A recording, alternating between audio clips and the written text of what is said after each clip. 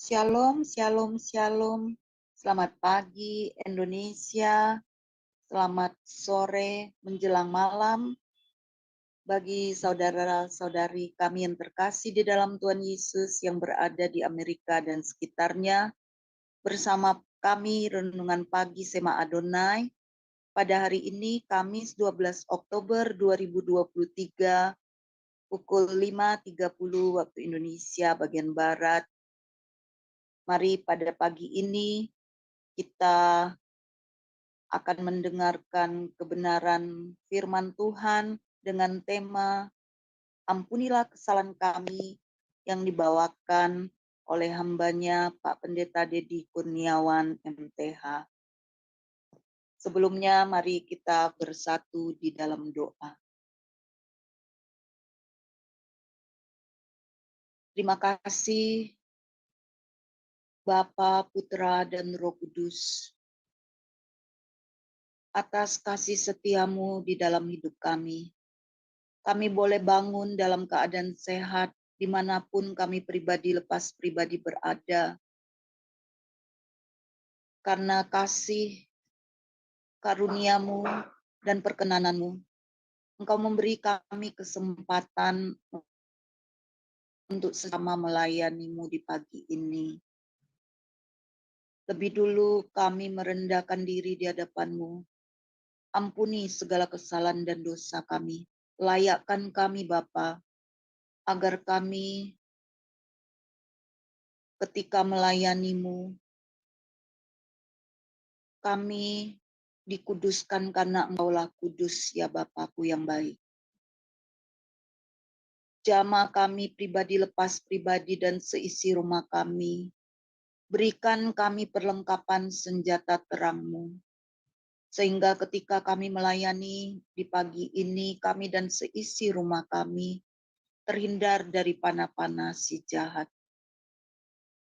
Dan dari awal pertengahan sampai akhir, baik kami yang melayani di mimbar, baik kami yang melayani di multimedia, serta paket internet kami, listrik, semuanya dalam genggaman tangan-Mu. Sampai akhir, ibadah renungan pagi ini boleh berjalan dengan baik karena pertolongan daripada-Mu. Engkau yang menjadi barisan depan kami, Engkau yang menjadi barisan belakang kami. Engkau kirimkan malaikat-Mu berjaga-jaga sehingga terhindar dari para intruder yang ingin mengganggu selama kami melayani. Dan di pagi ini kami juga secara khusus mau berdoa, Tuhan tolong keadaan di Israel di dalam nama-Mu Tuhan Yesus.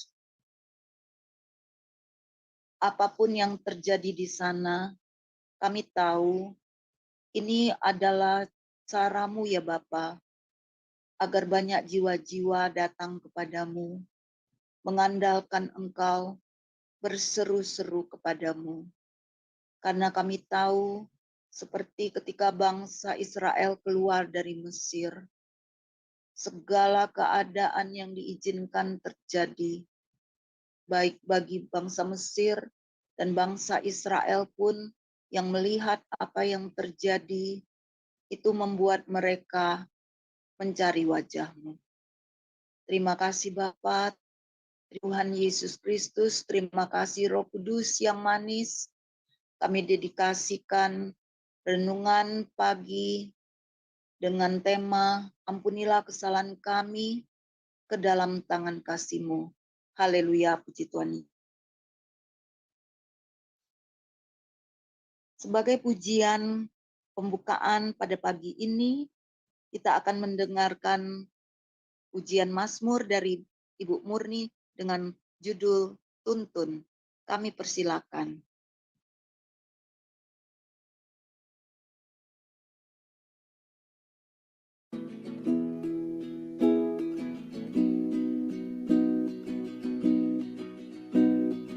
Di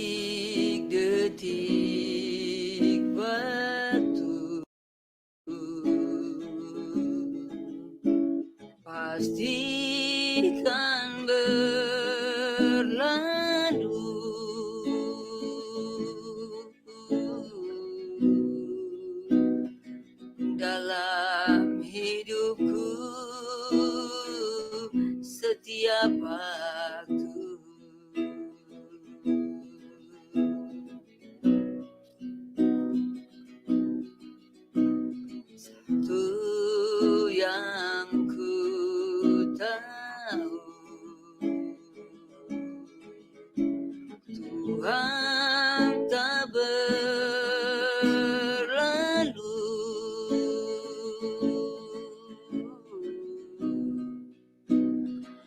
dari hidupku setiap waktu.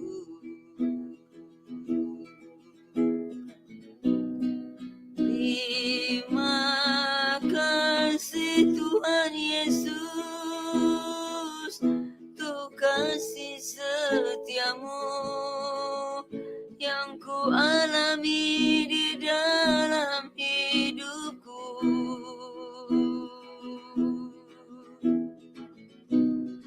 Takkan pernah kau tinggalkan aku, walau terkadang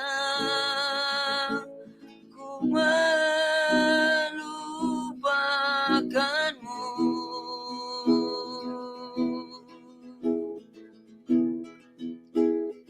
Tuntun aku,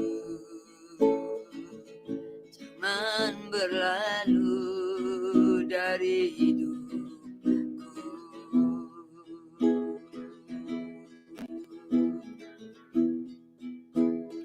Tuntun aku, jangan berlalu dari hidupku.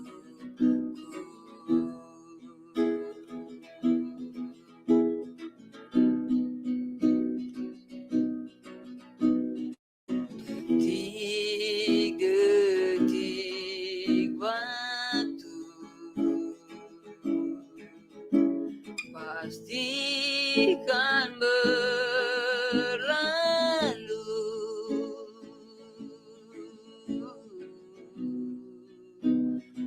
dalam hidupku setiap waktu.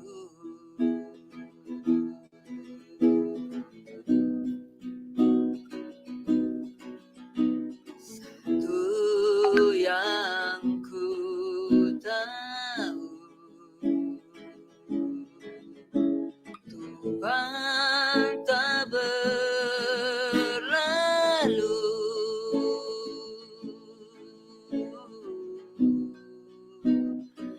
dari hidupku setiap waktu.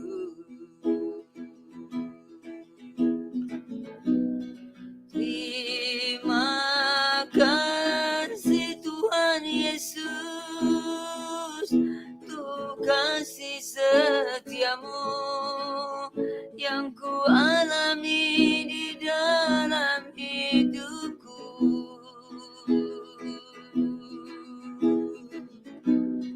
Takkan pernah kau tinggalkan aku, walau terkadang ku melupakanmu.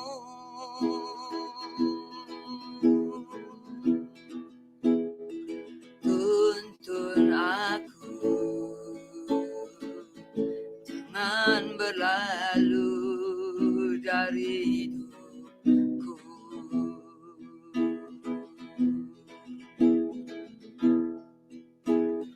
Tuntun aku,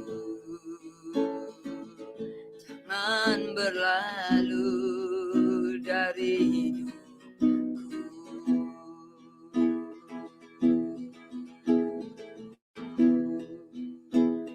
Tuntun aku, jangan berlalu dari hidupku.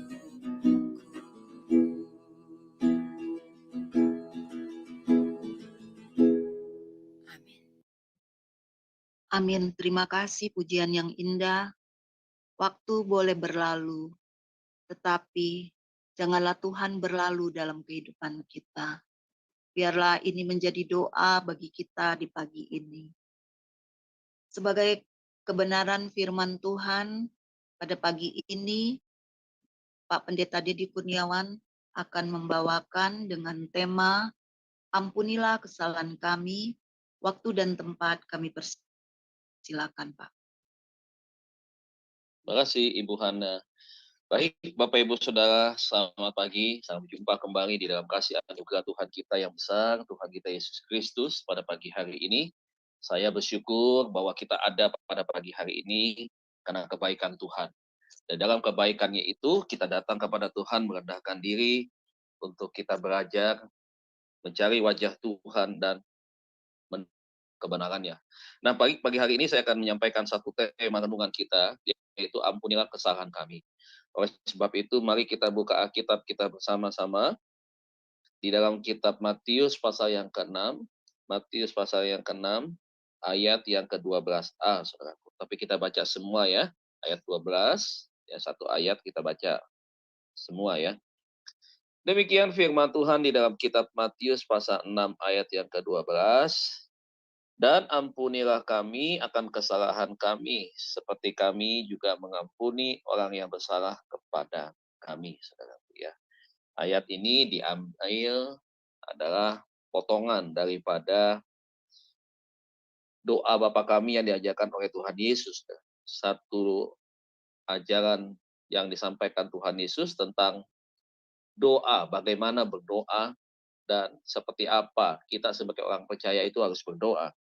Maka di ayat yang 12, di dalam salah satu kalimat doa Bapa kami, kita diajarkan untuk ampunilah kesalahan kami, kita meminta ampun kepada Tuhan, dan setelah kita meminta ampun kepada Tuhan, maka kita juga mengampuni sesama. Tapi bukan cuma itu, saudaraku. Ya.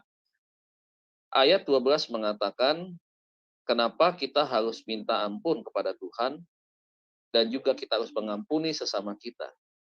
Harus ada timbal balik. Karena pengampunan itu adalah bersifat in dan out, saudaraku ya. Bersifat in artinya kita sendiri semua ini adalah orang yang bersalah di hadapan Tuhan. Kitab Roma pasal 3 ayat 10 berkata, tidak ada seorang pun yang benar. Artinya tidak seorang pun yang tidak pernah melakukan kesalahan. Artinya kita adalah orang yang pernah berbuat salah di mata Tuhan. Ya, oleh sebab itu, di dalam doa kita harus meminta ampun. Sebelum saya masuk di dalam penjelasan tentang kata ampunilah kesalahan kami, seringkali banyak orang meninggalkan doa Bapa kami, saudara, termasuk gereja. Saya melihat konsistensi doa Bapa kami itu masih diajarkan di gereja-gereja Protestan, bahkan Katolik, ya, doa Bapa kami. Tapi tidak semua gereja karismatik hari ini mereka mengucapkan doa itu. Saya terkejut satu kali ketika saya hadir di dalam sebuah pelayanan. Ketika doa Bapa kami itu saya bilang, ayo kita doa Bapa kami bersama-sama, kemudian kerabakan itu multimedia, saudara. Karena tidak ada doa Bapa kami yang langsung tiba-tiba dimunculkan. Jadi dia harus ketik-ketik dulu. Dan cilakanya lagi, saudaraku, ada banyak orang Kristen karena saya dari mimbar, saya bisa melihat dari tempat yang agak lebih tinggi pada mereka, mereka banyak diam. Artinya mereka tidak hafal. Ironis di kekristenan, kalau kita berbicara soal pengampunan, ya, kekristenan tanpa pengampunan itu ibarat adalah kekristenan tanpa keselamatan. Kenapa? Karena pengampunan itu penting. Jadi kalau di dalam doa saja kita tidak minta ampun sama Tuhan, ya, kita tidak mengakui bahwa kita adalah orang bersalah di hadapan Tuhan. Dan lebih lagi, saudaraku, doa Bapa kami tidak disebutkan di dalam sebuah ibadah sebagai doa penutup kah, atau sebagai pembuka kah di dalam ibadah, maka sangat disayangkan ya, saudara, sangat disayangkan. Karena saudara tahu setiap mereka yang datang hari Minggu juga kan tidak semuanya mereka bisa menjaga hidup. Artinya tidak ada kesalahan. Dan oleh sebab itu seharusnya ada baiknya ada satu doa Bapa kami yang diucapkan di awal sebagai sebuah ibadah, ya. Jadi kenapa saudaraku ini sangat penting? Ya, karena ini adalah doa yang begitu luar biasa yang disampaikan oleh Tuhan dari sisi isinya juga, saudaraku. Itu betul-betul ya punya makna yang sangat dalam, sangat luas, dan punya makna yang begitu eh, memberkati setiap kita, saudara. Nah, saudara, kita bisa melihat ini adalah salah satu hal yang harus diperbaiki ya. Saya melihat orang lebih banyak suka doa Yabes daripada doa Bapa kami. Ya. Kiranya Engkau memberkati aku berlimpah-limpah, menghindarkan aku dari sakit penyakit, memperluas semua bidang usaha, memperluas pekerjaanku, daerahku, begitu. Orang lebih banyak menyebutkan ini. Jadi sehingga kalau kita melihat doa Yabes lebih tinggi, lebih banyak disukai oleh jemaat dibandingkan dengan doa Bapa kami. Terbalik, saudara. Doa Bapa kami itu adalah doa yang tertinggi di atas segala doa yang disampaikan oleh nabi-nabi. Dan oleh sebab itu, ya jangan doa Yabes yang diagungkan. Ya, oke, itu yang menjadi sebuah intermezzo kita di awal pagi hari ini, yaitu tentang doa Bapa kami, di mana kalimat yang mengatakan ampuni kesalahan kami itu tertulis dalam ayat yang ke-12 ya, di dalam doa Bapa kami. Nah, saudara, kalau kita belajar tentang pengampunan tentunya, maka kita melihat bahwa di dalam doa Bapa kami itu terbagi menjadi 3-4-3 ya. 3-4-3 itu adalah rumus ya. Bukan rumus sebenarnya, tapi itu angka yang tertulis di dalam doa Bapa kami. Jadi ada 3-4-3. Apa itu? 3 pertama ya adalah 3 hal tentang hubungan manusia dengan Tuhan. Ya, 3 hal hubungan manusia dengan Tuhan yang tertulis dalam doa Bapa kami. Tentang kehubungan manusia dengan sesama, dengan diri sendiri ya. Sorry. 4 hal pertama tentang hubungan manusia dengan materi. Kemudian dari 4 itu adalah hubungan manusia dengan sesama. Kemudian hubungan manusia dengan pencobaan dan hubungan manusia dengan kuasa-kuasa setan, saudara. Jadi bukan berarti manusia bersekutu dengan setan, bukan, tetapi kaitannya adalah bagaimana kita punya lawan. Kemarin kita sudah belajar, ya kita sudah belajar bahwa lawan kita itu adalah iblis, ya.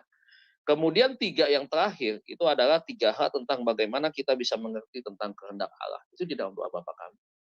Makanya doa Bapa kami ini sangat dahsyat, luar biasa. Ya, saya bukan anti doa Yabes, saya bukan tidak suka doa Yabes. Tentu saya suka. Kenapa? Karena itu dari firman Tuhan, begitu. Tetapi saya tidak mau doa Yabes itu menjadi penekanan yang paling utama. Mereka hafal doa Yabes bahkan dinyanyikan sebagai penutup ibadah. Tetapi doa Bapa kami ditinggalkan. Ini nggak benar. Ini sesuatu yang harus diperbaiki. Kita harus kembali kepada doa Bapa kami. Bolehkah Pak setiap hari kita berdoa Bapa kami di rumah sebelum kita makan, sebelum kita berangkat kerja, sebelum kita tidur? Sangat-sangat boleh doa Bapa kami. Dan seharusnya memang begitu. Dalam setiap hari kita mengucapkan doa Bapa kami. Nah, ironis kan kalau sampai doa Bapa kami saja orang Kristen tidak bisa bukan menghafal, tetapi memang kalau sudah kita baca berkali-kali otomatis itu kita langsung hafal atau tahu. Nah, karena nggak baca, nggak pernah diucapkan, jadi nggak tahu. Ya, sangat disayangkan. Oke, kita akan masuk kepada pelajaran kita pada pagi hari ini, satu renungan yang memberkati kepada kita, yaitu tentang ampunilah kesalahan kami, Bapak Ibu. Pengampunan itu sangat penting di dalam kekristenan. Saudara dan saya adalah umat tebusan Tuhan, diampuni dosa-dosanya lewat pengorbanan Tuhan Yesus di atas kayu salib. Tidak ada kata pendamaian manusia dengan Allah tanpa Kristus mempersembahkan hidupnya kepada pengorbanannya di atas kayu salib, supaya apa? Supaya kita ini selamat. Supaya kita ini ya di dalam rancangan Tuhan, ya kita bisa kembali kepada satu keinginan Tuhan, yaitu kita kembali kepada Dia, begitu. Nah, oleh sebab itu, saudara, pada pagi hari ini kata pengampunan itu adalah dimulai ketika Tuhan mengampuni kita. Nah, ketika Tuhan mengampuni kita, bagaimana respon kita sebagai manusia yang rentan terhadap dosa, pelanggaran, dan juga terhadap manusia yang mudah sekali, saudaraku, bertindak, berpikir, kemudian dengan emosi secara manusia, sehingga kadang-kadang seringkali manusia itu mengalami luka, ya, mengalami luka, kemudian memunculkan kemarahan, sampai kepada dendam, saudara. Nah, ini yang tidak boleh di dalam jati diri kita sebagai anak-anak Tuhan, bahwa segala kesalahan, baik kesalahan diri kita maupun kesalahan orang lain terhadap kita, ataupun kesalahan kita terhadap orang lain, itu harus dilakukan dengan cara memberikan pengampunan, saudara. Saudara, kalau kita merasakan bagaimana sakitnya ketika dilukai oleh orang, kita bisa juga merasakan sama seharusnya dengan apa yang kita lakukan terhadap orang lain. Ya, ketika kita pernah dirasakan disakiti, sakitnya seperti apa, ya. Kemudian kita juga melakukan hal yang sama kepada orang lain. Seharusnya itu menjadi sebuah perenungan bahwa ketika dengan satu kesalahan orang akhirnya menjadi terluka, maka ini menjadi sebuah satu hambatan bahwa mereka harus melepaskan pengampunan. Tetapi ya mereka nggak tahu bagaimana cara melepaskan pengampunan. Bagaimana mereka bisa mengampuni begitu. Nah, ini rata-rata adalah mereka ingin memberikan sebuah pengampunan, tetapi dengan cara apa pengampunannya itu yang sampai hari ini menjadi kendala, saudara. Nah, kita sebagai anak Tuhan kita tahu bahwa ketika kita mengampuni orang yang bersalah kepada kita, bahkan kita pun minta ampun atau minta maaf akibat kesalahan kita kepada orang lain, tentunya tidak setengah-setengah. Tadi malam ketika saya mengajar, ada seorang mahasiswa bertanya ya, dia bertanya, Pak, bagaimana ketika kita memberikan sebuah pengampunan, kemudian orang itu masih mengatakan bahwa saya tidak akan bisa akrab lagi dengan dia. Saya tidak akan bisa seperti dulu lagi dengan dia. Saya bilang bahwa berarti di dalam dirinya dia belum bisa mengampuni. Belum 100%. Orang yang bisa melepaskan pengampunan, dia bisa melepaskan semua itu, saudara. Dia bisa memulihkan masa-masa kedekatannya dia, masa-masa keakrabannya dia. Artinya semua dihapuskan itu, segala kesalahan yang pernah terjadi di dalam dirinya dia, yang terluka itu. Kemudian dihapus semuanya, ya. Kemudian dia belajar untuk bisa memulihkan lagi hubungannya seperti dulu. Artinya ada keakraban, ada kedekatan. Nah, itu berarti melepaskan pengampunan secara totalitas, 100%. Kalau misalnya masih ada embel-embel, ya, kalau ada dia lebih baik saya nggak usah hadir. Kalau ada dia lebih baik saya nggak perlu banyak komunikasi. Berarti kan memang ada sesuatu. Nah, tidak seperti itu. Ya, saudaraku, ya, tidak seperti itu. Nah, ketika kita berbicara soal pengampunan, maka pengampunan itu bersifat sepenuh hati, bukan setengah hati. Yesus memberikan pengampunan kepada kita dengan sepenuh hati. Nah, ini yang harus kita lakukan betul-betul, saudaraku ya. Nah, kita akan belajar mengapa kita harus mengakui kesalahan dan dosa kita. Yang pertama, saudaraku, supaya kita ini sembuh. Pertama, supaya kita sembuh. Kata sembuh ini bukan berarti kata sembuh secara sakit, fisik atau jasmani, bukan. Tetapi kata sembuh ini adalah menunjukkan kata sembuh secara rohani, kemudian berdampak kepada jasmani. Nah, coba kita lihat di dalam Yakobus pasal yang kelima ayat yang ke-16. Yakobus pasal 5 ayat yang ke-16 ya. Yakobus pasal 5 ayat yang ke-16. Yakobus pasal 5 ayat yang ke-16 dikatakan demikian, firman Tuhan ada tertulis, karena itu hendaklah kamu saling mengaku dosamu dan saling mendoakan supaya kamu sembuh. Doa orang benar yang bila dengan yakin didoakan sangat besar kuasanya. Saudara perhatikan ayat ini sangat dalam maknanya. Ayat ini mempertegas sekali lagi kepada kita bahwa orang yang tidak bisa mengampuni, saudaraku, dia akan menjadi orang yang bisa bertumbuh namun tidak berbuah. Dia bisa bertumbuh tetapi dia tidak berbuah. Sementara Tuhan inginkan kita semua, saudara, ya, bukan hanya bertumbuh, bukan hanya berakar. Berakar itu berbicara tentang bagaimana dia menjadi kokoh, kuat begitu. Ya, ketika ada angin, ketika ada gempa sekalipun dia tidak roboh, kuat. Di dalam iman, ya, tanah itu berbicara tentang iman. Iman kepada siapa? Iman dalam Kristus. Tetapi dia mengingatkan kepada saudara dan saya bahwa kita ini harus berbuah. Kalau tidak berbuah, maka Tuhan katakan pohon itu akan tebang Tuhan, akan dicampakkan ke dalam api. Nah, salah satu caranya untuk kita berbuah adalah kita menyingkirkan segala kedendaman, ya, yang tidak bisa mengampuni. Makanya kenapa tadi di awal saya katakan bahwa kekristenan tanpa pengampunan sama juga kekristenan tanpa keselamatan. Karena keselamatan adalah tujuan akhir daripada dimensi kehidupan kita di dalam dunia ini. Kita akan berujung kepada keselamatan yang Tuhan sudah berikan, di mana kita suruh diminta Tuhan untuk menjaga keselamatan itu. Dan ketika kita menjaga keselamatan itu, maka kita berhasil akan keluar dan berhasil untuk mendapatkan apa yang Tuhan sudah sediakan buat kita di dalam kehidupan yang akan datang. Jadi inilah menjadi penghambat kenapa orang karena dia tidak bisa mengampuni, melepaskan pengampunan kepada orang yang pernah bersalah kepada dia. Ya, di dalam pelajaran pastoral konseling, saudaraku, ayat ini adalah menjadi satu ayat yang menjadi ayat kunci atau ayat pegangan bahwa pelayanan kesembuhan luka batin itu akan menentukan kapasitas rohani. Kapasitasmu bisa besar atau tidak. Kau mau melepaskan pengampunan atau kau mau mempertahankan kesalahan?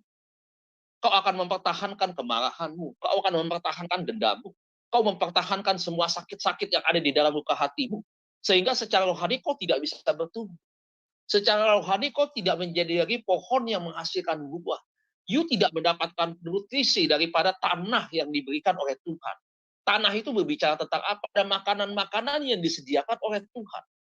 Saudara makan makanan rohani, ketika saudara tidak bisa melepaskan pengampunan, ketika saudara masih di dalam rasa kecewa yang begitu besar, maka saudara tidak mendapatkan makanan itu yang memberikan nutrisi kepada saudara, yang bisa membuat Anda bertumbuh sehat, Anda bertumbuh menghasilkan daun yang lebat, saudara tidak akan pernah bisa melakukan itu. Saudara akan menjadi pohon yang kering, saudara akan menjadi pohon yang mandul yang tidak bisa berbuah. Makanya kalau saudara lihat di dalam pelayanan pastoral konseling, lihat orang yang punya masalah, wajahnya lebih tua daripada usia. Wajahnya betul-betul tidak ada keceriaan, kusam, muram, kering, saudara. Ini berbicara tentang apa? Tidak ada sesuatu yang bisa memberikan sebuah kehidupan di dalam dirinya dia. Makanya saya selalu katakan, kalau kita tidak bisa mengampuni, itu adalah pilihan. Kenapa? Karena merugikan diri Anda, hubungan Anda dengan Tuhan, ya, saudara akan sangat-sangat terhambat. Saudara tidak akan bisa mengalami blessing yang Tuhan berikan seperti teman-teman saudara. Bisa punya hubungan yang dekat dengan Tuhan. Setiap saudara membangun hubungan Tuhan, ada tembok yang senantiasa itu berbalik. Ya, kalau ibarat saudara main squash, saudara dalam ruangan, bola itu dipantulkan, saudara, itu bola itu tetap ada di ruangan itu. Bola itu tidak bisa pergi mantul jauh, saudara, karena ada tenaga yang kita pukul, sehingga lontaran itu bisa jauh. Nah, bola itu akan mantul lagi, balik lagi. Kadang-kadang tidak sedikit bola itu memantul berbalik lagi pada kita. Nah, saya mau memberikan sebuah pemahaman perenungan bagi orang yang hari ini tidak bisa melepaskan pengampunan. You sampai kapan mau seperti ini?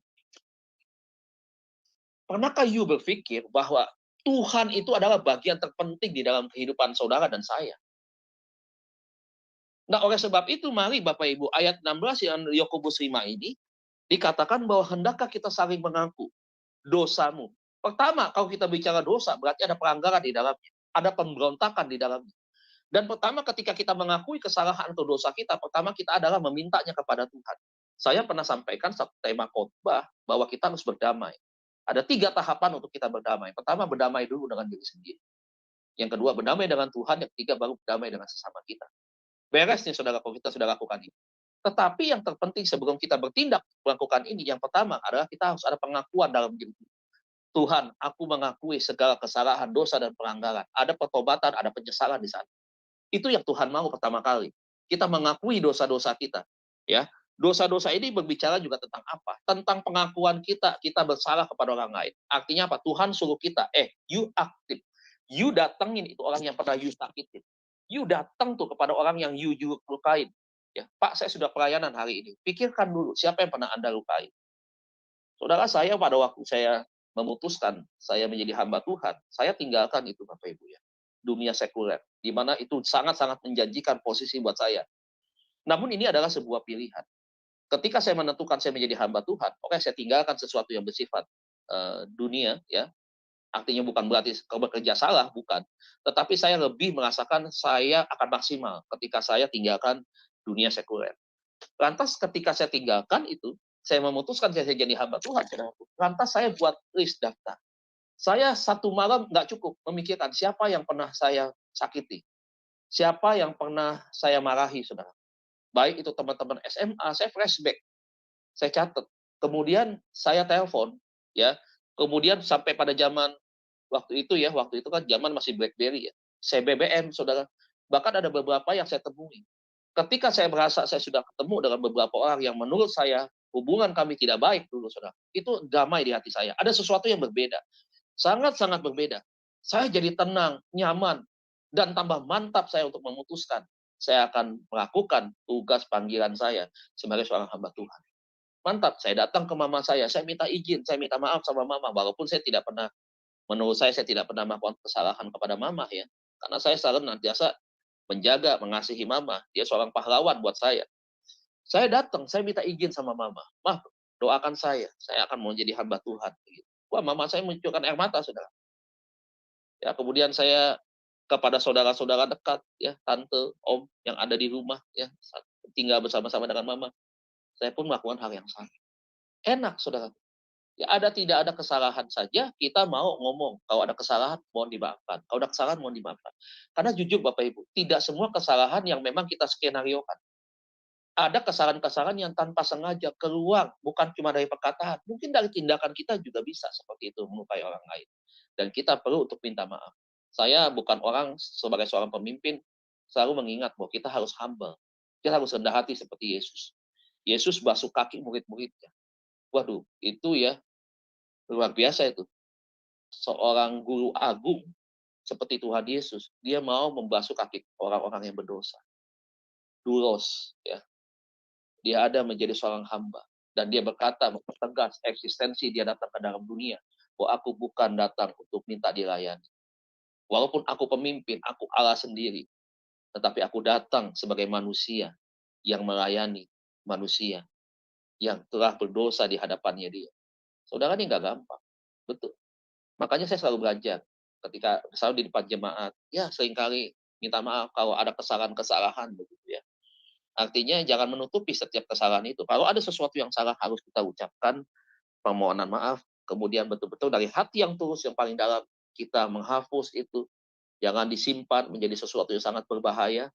Dan ketika sudah dibereskan itu merasa sesuatu yang nyaman, tenang, damai itu kita miliki. Ya, masih ayat 16 ya. Dan saling mendoakan. Jadi setelah kita mengaku dosa saling mendoakan. Pentingnya komunitas adalah jangan lupa bahwa kita tidak hanya berkumpul, bahwa kita tidak hanya membangun kegembiraan, sukacita, bukan. Tetapi di dalam komunitas jangan pernah lupa untuk saling mendoakan. Bangun satu hubungan ya di dalam komunitas untuk satu malam misalkan kita kumpul ya, kemudian kita saling mendoakan. Kita berdoa bersama-sama di sana. Doa apa? Masing-masing kasih pokok doanya. Di dalam doa yang itu ya, yang kebersamaan itu, doa korporat itu, kita saling mendoakan. Pasang-pasangkan mereka. Dan setelah itu secara umum kita berdoa. Melepaskan pengampunan kesalahan jika kita punya kesalahan terhadap setiap pribadi yang ada di komunitas ini. Enak, saudaraku. Itulah kekristenan. Jadi hubungan bisa terjalin dengan semakin maksimal. Ketika di dalam komunitas, saudara, ada yang mengganjal karena ada merasa satu tidak nyaman di hati, karena satu merasa dia dilukai, dizolimi, tidak pernah akan bisa maksimal. Kan itu akan menjadi duri, saudaraku, untuk buat semua anggota komunitas ada di dalam. Jadi inilah, saudara, pentingnya kita minta ampun sama Tuhan, ampunilah kami, dan juga kita mengampuni orang lain. Ya, dikatakan di ayat mana supaya kamu sembuh, ya, artinya supaya kamu dipulihkan, supaya kamu bisa terbebas nih. Ini sakit kronis nih yang begini nih, saudara. Ya, ini jadi penghalang di dalam hidupku. Ya, nah oleh sebab itu, ayo sembuh dong, jangan sakit terus dong, jangan pelihara dong yang namanya sakit begitu. Obati dong secepat mungkin. Ya, dan kalimat terakhir dikatakan doa orang benar. Bila dengan yakin didoakan, sangat besar kuasanya. Jadi prinsip menjadi orang benar, yang pertama adalah dia harus minta ampun sama Tuhan. Yang kedua, dia harus mengampuni, kemudian dia sembuh. Baru saudara hidup di dalam kebenaran. Jadi ketika saudara dipulihkan, totalitas semua dipulihkan, saudara dan saya belajar di dalam kebenaran Tuhan, dituntun kebenaran setiap hari, maka saudara menjadi orang benar. Dan orang benar ketika dia berdoa, maka doanya punya kuasa. Doanya bisa mendatangkan mujizat. Doa orang benar dikatakan besar kuasanya. Sekarang bagaimana? Kita jadi orang benar. Menurut pandangan saya misalkan. Saya sudah benar nih. Tetapi saya masih punya luka. Saya masih tidak bisa memaafkan orang. Tidak bisa mengampuni. Nggak bisa Bapak Ibu. Kita belum masuk kelompok orang yang benar. Orang yang benar punya kualifikasi. Orang yang benar punya persyaratan. Persyaratannya apa? Itu yang ditulis di ayat 16. Nah, ini kerugiannya apabila orang tidak meminta pengampunan kepada Tuhan dan dia tidak bisa mengampuni siapapun termasuk orang terdekat. Entah itu suami kah, entah itu istri kah, entah itu anak yang paling tua yang senantiasa menyusahkan orang tua ya, yang menghabiskan harta orang tua, kemudian orang tua sakit hati, jatuh hidup susah, banyak hutang dan seterusnya tidak bisa mengampuni. Nah, ini repot. Orang tua tidak bisa mengampuni anak, saudaraku juga tidak bisa memaafkan. Anak akan tertutup sumber berkatnya, saudara. Dan anak-anak juga harus mengerti, menyadari. Kunci kau panjang umur kunci kau diberkati Tuhan adalah ketika kau hormat sama orang tua. Itu tidak bisa ditawar-tawar. Kau boleh lakukan perintah yang lain, tapi kalau kau tidak hormat sama orang tua, berkatmu tertutup, bos. Kau tidak panjang usia, kata Tuhan. Kenapa? Karena kau itu jadi penghalang dalam dirimu. Nah, ini makanya kita harus belajar tentang hal itu, supaya setiap firman yang kita terima, yang sudah tertulis begitu lengkap dan jelas di dalam firman-Nya, itu kita lakukan tanpa kita pilih-pilih. Ya, jadi ini yang pertama, supaya kita sembuh. Yang kedua, saudaraku, yang kedua adalah mengapa kita harus mengakui kesalahan dan dosa kita di hadapan Tuhan? Yang kedua, karena Tuhan adalah setia dan adil. Yang setia, Bapak Ibu, setiap apa yang kita nyatakan di dalam diri kita kepada Dia, lewat doa kita, maka Dia setia. Setia kepada apa? Setia kepada apa yang kita ucapkan. Setia kepada firman-Nya. Setia kepada apa yang Dia lakukan kepada diri kita. Dan Dia adil di dalam memberikan semua kebaikan-kebaikannya bagi orang yang rendah hati. Karena kenapa? Orang yang mau mengakui kesalahannya adalah orang yang rendah hati. Nah, kita lihat 1 Yohanes pasal 9. 1 Yohanes pasal 1 ayat 9. 1 Yohanes pasal 1 ayat yang ke-9. 1 Yohanes 1 ayat yang ke-9. 1 Yohanes 1 ayat yang ke-9. Demikian firman Tuhan.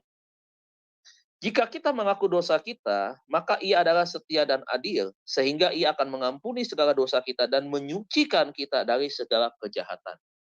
Lihat, saudaraku.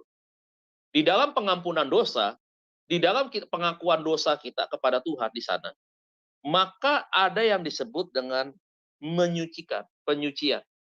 Artinya, saudara lihat, melakukan sebuah kejahatan itu akan putus di sana, akan berhenti di sana. Ibarat orang yang membuat bejana, saudaraku. Ya, kalau saudara lihat bejana kalau dibuat, ya itu kan menggunakan mesin ya, mesin yang berputar, kemudian dibuat dari tanah liat. Ada proses di sana dipakai air, kemudian ada proses bagaimana harus dibanting, diratakan begitu ya. Saudara, ketika bejana itu tidak baik, bagus, maka dia akan dibentuk ulang lagi, dibuat bagus.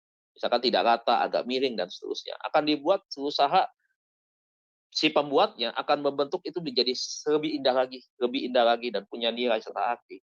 Saudara, ketika kita berbicara soal pengampunan, kita mengaku dosa, maka di sana saudara lihat, ya, ada apa? Ada sebuah proses. Dia akan menyucikan kita, membuat hati kita bersih. Saudara pernah nyuci ya? Pernah, pastilah kita semua pernah nyuci. Tas yang kotor, pakaian yang kotor, ketika dicuci, akan kembali menjadi bersih. Hati orang yang tidak bisa mengampuni, ketika dia sadar, dia mau berubah, dia minta ampun kepada Tuhan, maka Tuhan akan mencucinya menjadi hati yang bersih, tidak lagi menjadi hati yang kotor. Nah, hati yang bersih itu menghindari orang dari kejahatan, segala macam kejahatan. Saudara, yang pertama kita bisa melihat ayat 9 ini adalah penekanannya adanya pemenuhan, adanya pengampunan dosa, dan pendamaian dengan Allah. Itu yang pertama, saudara. Ya. Adanya pengampunan dosa dan pendamaian dengan Allah di dalam ayat ini. Yang kedua, saudaraku, penyucian atau penghapusan atau pembersihan supaya dapat kita hidup kudus.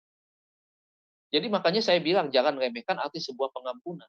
Permintaan ampun kepada Tuhan, permintaan ampun kepada sahabat kita, saudara-saudara, dan siapapun yang kita pernah sakiti, itu merupakan pintu awal untuk kita membangun hidup di dalam kekudusannya Tuhan. Di luar itu, kita nggak bisa. Saudara, mungkin saya mengingatkan kembali ya, sudah seringkali kita dengar kesaksian. Lagu yang pernah disampaikan oleh Jeffrey S. Chandra ya, kalau nggak salah, atau Jason Irwan ya, waktu itu ya, yang mengatakan Bapak sentuh hatiku di lagu. Sejarah di balik lagu itu adalah adanya seorang gadis yang diperkosa oleh bapak kandungnya. Satu kali anak ini hamil, melahirkan anak dari papa kandung. Dan dia begitu terguncang, dan bukan hanya terguncang, saudara, dia punya dendam, sakit hati, luka batin yang tidak kecil, saudara. Dia begitu kesal dengan papanya, begitu dendam dengan papanya, sampai dia mengalami guncangan kejiwaan. Dan satu kali dia harus dibawa di tempat panti rehab, panti jiwa. Dan satu kali bertahun-tahun dia dendam itu, sampai dia melahirkan anaknya, dan pada satu kali dia pulang ke rumah. Ketika dia pulang ke rumah, ya, dia berusaha untuk cari papahnya, untuk bunuh papahnya. Dia harus melampiaskan dendam itu. Dia tidak bisa terima perlakuan papahnya, atau bagaimana papahnya, orang yang awalnya dia hormati, dia sayangi, saudaraku, itu melakukan dan merusak masa depannya dia. Ketika dia pulang, ketika dia membunuh papanya, ketika dia masuk ke dalam ruang tengah, dia melihat ada seorang laki-laki duduk di dalam kursi roda, membalik badan di depannya dia, saudara. Waktu dia lihat itu, siapa yang duduk, ada rasa penasaran. Kemudian dia menghampiri si orang tua yang duduk di kursi roda itu. Ternyata waktu dia lihat, itu adalah papa kandungnya yang memperkosanya dia, saudara. Dan apa yang terjadi, saudara? Waktu dia melihat seperti itu, dia sadar. Dia sadar bahwa balas dendam bukanlah solusi untuk dia mengalami pemulihan, dia mengalami perubahan. Bukan itu. Dan sampai yang terjadi, saudaraku, dia melihat itu, kemudian dia sadar, akhirnya dia datang bukan untuk balas dendam, tetapi dia datang untuk minta ampun. Saudara lihat, hari itu dia memeluk papanya, sambil menangis menjerit-jerit, saudara. Papanya pun menangis meminta ampun. Ketika saling terjadi rekonsiliasi, terjadi saling mengakui kesalahan, minta ampun berdua di hadapan Tuhan, bersama-sama dengan Tuhan. Terjadi kelepasan, terjadi pemulihan, terjadi penyucian hati oleh Tuhan. Dan terjadi damai sejahtera yang begitu, sukacita yang besar ya, sukacita dalam pengertian apa? Damai sejahtera yang tidak bisa didapatkan dengan sukacita yang ada di dunia, damai sejahtera ada di dalam dunia. Tidak bisa. Tidak seperti itu. Dan akhirnya saling memaafkan.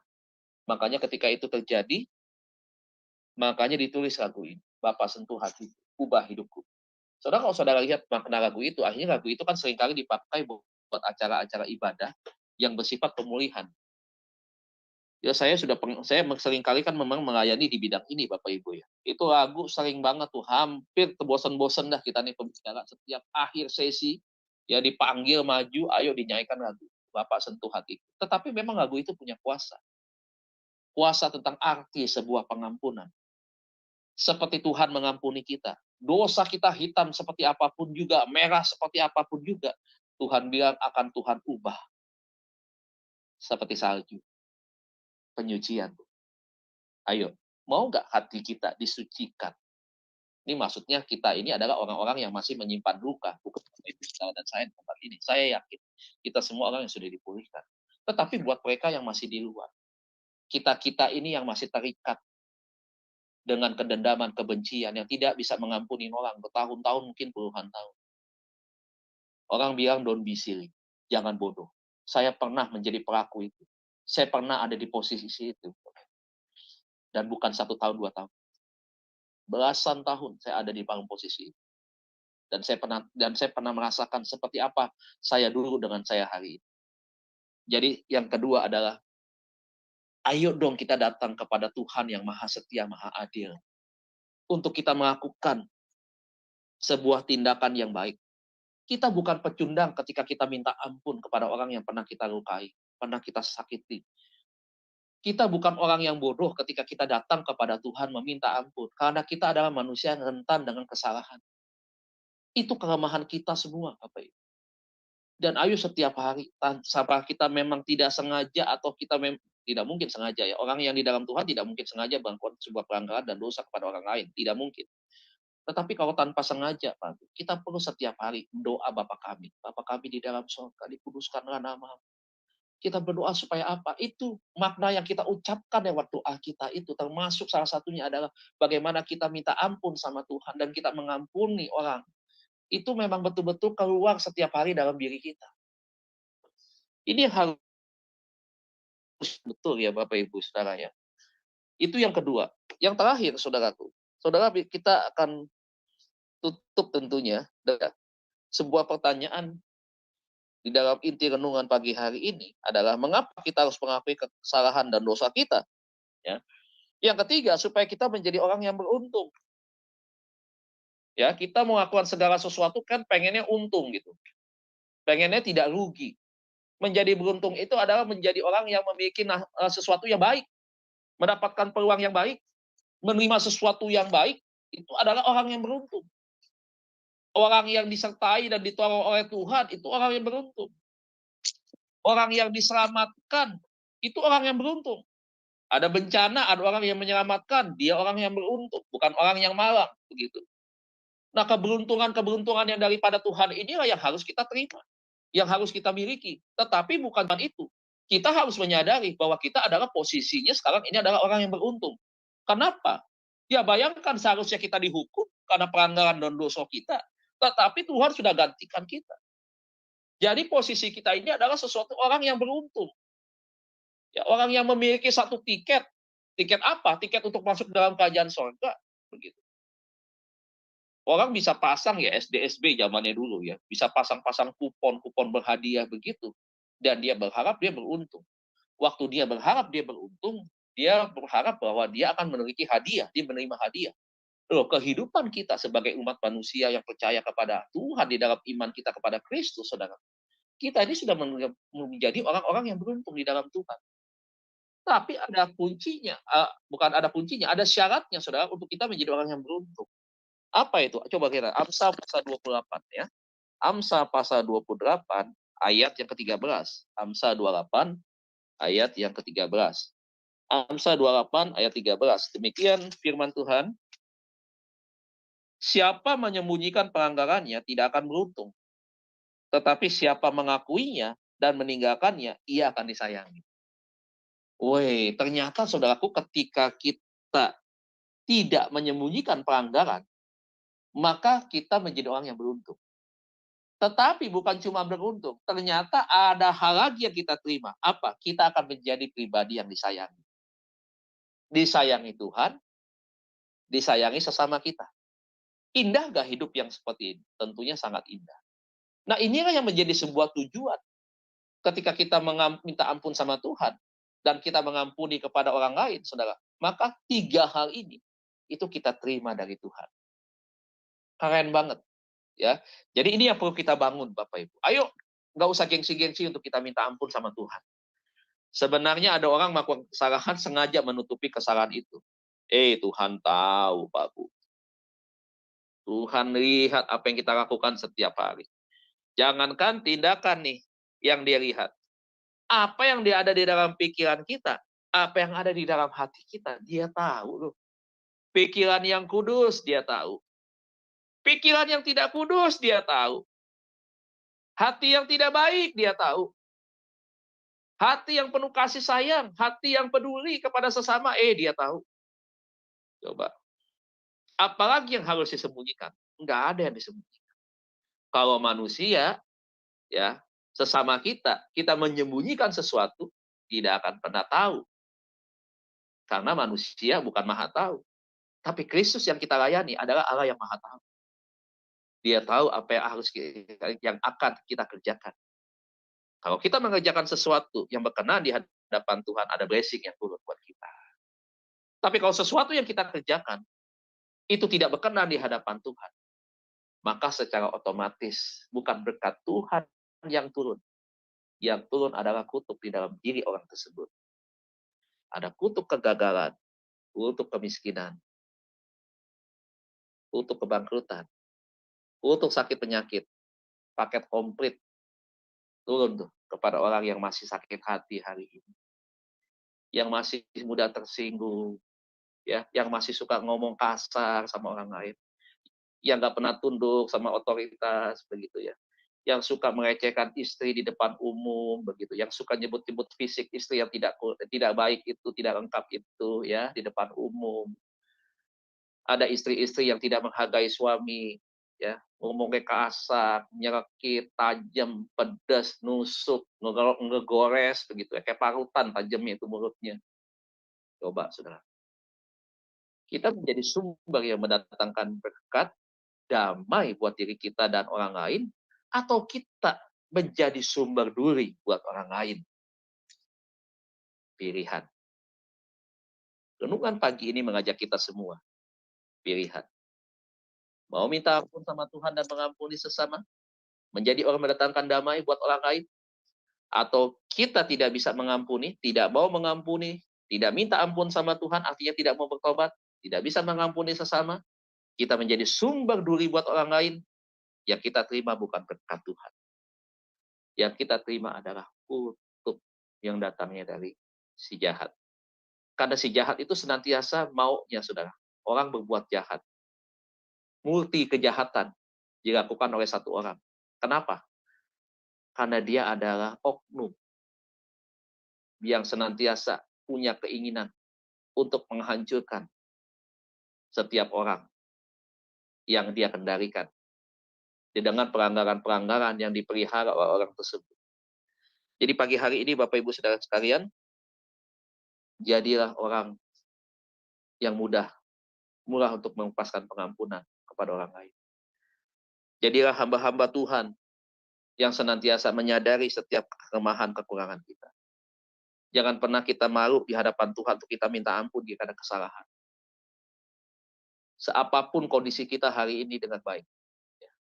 Mungkin kau dianggap sampah di masyarakat. Mungkin kau dianggap kau tidak punya arti di dalam kehidupan, baik di dalam keluargamu, baik di hadapan teman-teman. Tapi ingat, kau nggak boleh balas dengan segala kejahatan.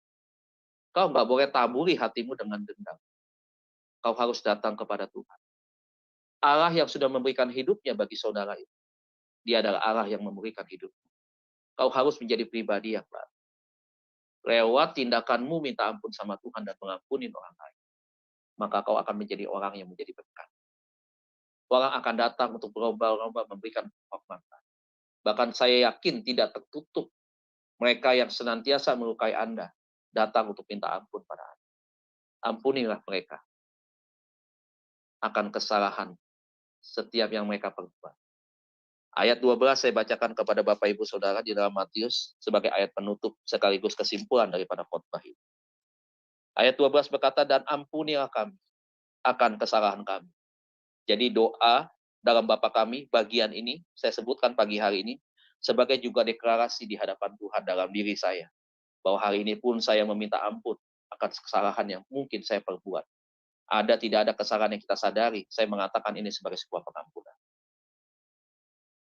Amsal pasal 28 ayat 13 tadi. Ya. Matius pasal 6 ayat 12. Bapak Ibu bisa baca bersama-sama dalam hati dari tempat Bapak Ibu. Ya, kita deklarasi bersama pagi hari ini. Ya. Dan ampunilah kami akan kesalahan kami. Seperti kami juga mengampuni orang yang bersalah kepada kami. Demikian firman Tuhan, renungan pagi hari ini. Tuhan Yesus memberkati kita semua. Amin. Untuk firman Tuhan, semangat selalu di dalam Tuhan. Saya kembalikan kepada moderator. Tuhan Yesus memberkati. Terima kasih atas kebenaran firman Tuhan pada pagi ini. Mari kita akan mendengarkan pujian yang kedua, Kasih Yesus Sungguh Indah oleh Ibu Murni. Kami persilakan.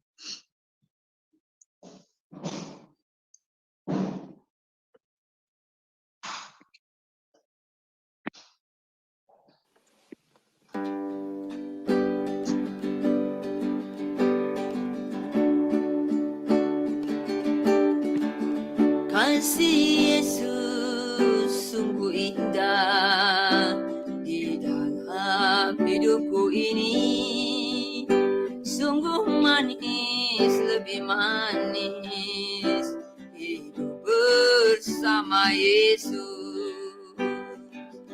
Yesus, nama Yesus, pujilah Dia. Kasih-Nya kepada saya sampai selama-lamanya. Kasih-Nya kepada saya sampai selama-lamanya.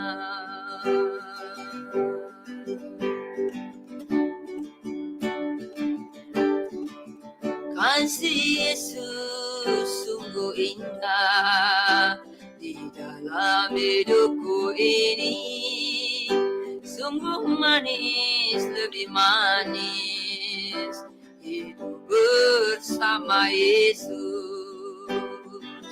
Yesus, nama Yesus, pujilah Dia, kasihnya kepada saya sampai selama-lamanya, kasihnya kepada saya sampai selama-lamanya.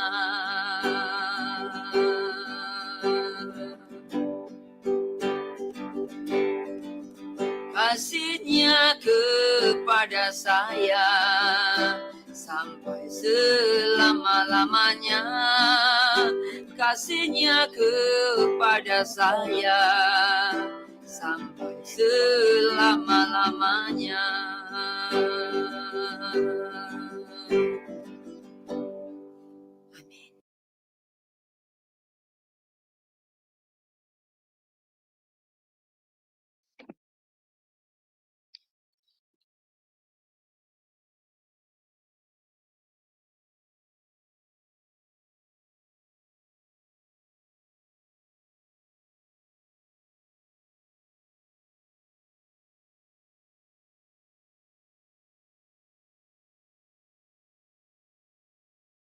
Ya, silakan Sis Hana.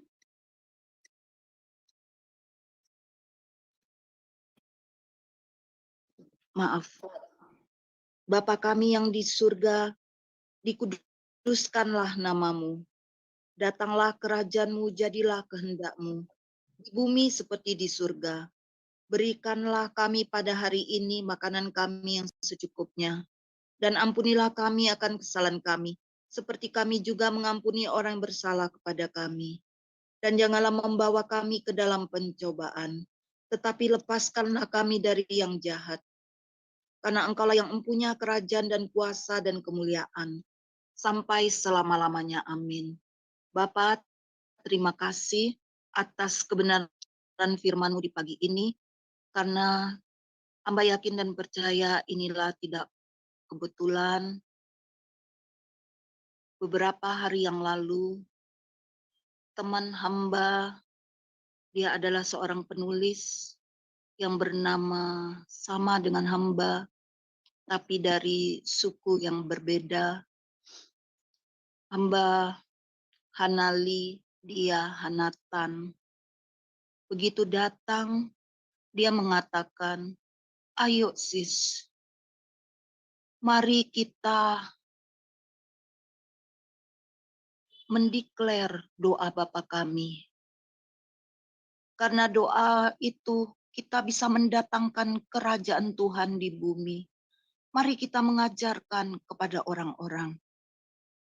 Hamba sungguh terkejut dalam namamu Tuhan Yesus. Ketika hamba datang, itu yang disampaikan oleh dia. Menjadi pergumulan dalam diri hamba.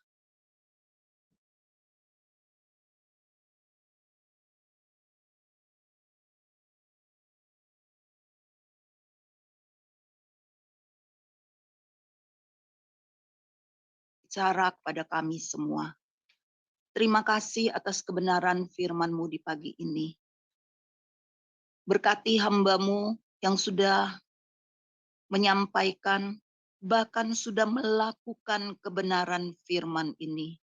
Karena dari kuasa pengampunan itu akan ada pemulihan. Seperti firman-Mu di 2 Tawari 7 ayat 14 sampai 16. Bahkan firman-Mu berkata, dan umatku yang atasnya namaku disebut, merendahkan diri berdoa dan mencari wajahku, lalu berbalik dari jalan-jalannya yang jahat. Maka aku akan mendengar dari surga, mengampuni dosa mereka, serta memulihkan negeri mereka. Bila kami pribadi lepas pribadi menyadari bahwa dosa kami yang merah seperti kirmisi Engkau akan buat putih seperti salju. Walaupun merah seperti kain kesumba, Engkau akan buat putih seperti bulu domba. Bukankah negeri kami akan dipulihkan? ketika jiwa-jiwa yang menyadari, minta ampun, mengampuni diri sendiri, minta ampun kepada Bapa, dan mengampuni sesama. Pemulihan itu akan terjadi tidak saja bagi diri kami, bahkan bangsa kami pun mengalami pemulihan. Janji-Mu ya dan amin, dan biarlah kebenaran firman Tuhan ini menjadi deklarasi bagi kami setiap hari, menjadi doa yang memang satu-satunya diajarkan oleh Engkau, membuat kami akan hidup dalam berkat. Kami akan mengalami pemulihan, dan pemulihan itu akan membawa berkat. Pembalikan keadaan terjadi, berkat-berkat akan mengejar kami, karena firman-Mu berkata, bukan susah payah kami menambah kekayaan kami, tidur pun kami diberkati. Terima kasih, biarlah hamba-Mu semakin sebagaimana Salomo tidak meminta harta kekayaan, tetapi ketika dia meminta hati yang bijaksana, ketika beliau mendahulukan doa Bapa kami, doa Yabes itu, berkat-berkat Yabes itu akan mengejar hamba-Mu Pak Dedi Kurniawan siang dan malam. Engkau akan memperluas pelayanannya, Engkau akan memperluas berkat-berkatnya. Terima kasih Bapa. Inilah doa kami. Haleluya. Amin. Bapak, maaf. Sebagai pengumuman Bapak Ibu, bila ada doa-doa yang pergumulan Bapak Ibu alami, kami akan mendoakan Senin dan Sabtu. Tapi bila itu urgent, hubungi kami dengan segera, maka kami akan bersama-sama akan mendoakan di hari yang lainnya. Terima kasih. Ini pengumuman dari kami Sema Adonai. Dan sebagai penutup, mari kita boleh mendapatkan doa berkat daripada Bapak Dedi Kurniawan. Kami persilakan. Ya, terima kasih Bu Hana. Saya mau tegaskan kembali kekristenan ya, tanpa doa, tanpa pengampunan, bagaikan kapal tanpa jangkar.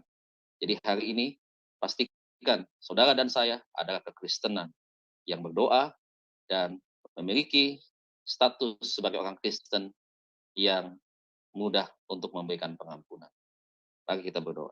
Bapak, terima kasih buat persekutuan pagi hari ini. Renungan pagi hari ini kami sudah persembahkan untuk hormat kemuliaan Tuhan. Kami percaya ini Tuhan menjadi sebuah persembahan yang terbaik dari hidup kami untuk kami melayani Tuhan dan juga melayani pekerjaan Tuhan. Bapak, sebentar kami akan berpisah kembali ke aktivitas yang kami dipercayakan oleh Engkau untuk kami kerjakan. Biarlah apapun yang kami kerjakan semua untuk hormat dan kemuliaan Tuhan. Mari Bapak Ibu Saudara hamba-hamba Tuhan yang diurapi dan diberkati.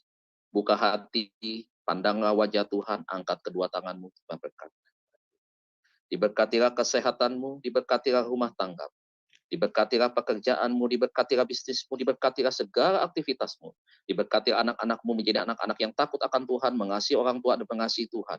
Diberkatilah segala rencanamu, apapun yang kau kerjakan, tangan Tuhan senantiasa membuatmu berhasil. Diberkatilah orang tuamu, diberkatilah menantumu, diberkatilah iparmu, diberkati semua keluarga besarmu di dalam segala kebaikan dan rencana Tuhan yang pasti terjadi di dalam kehidupanmu, sehingga damai sejahtera Tuhan yang besar berlimpah di dalam hati setiap keluarga besarmu.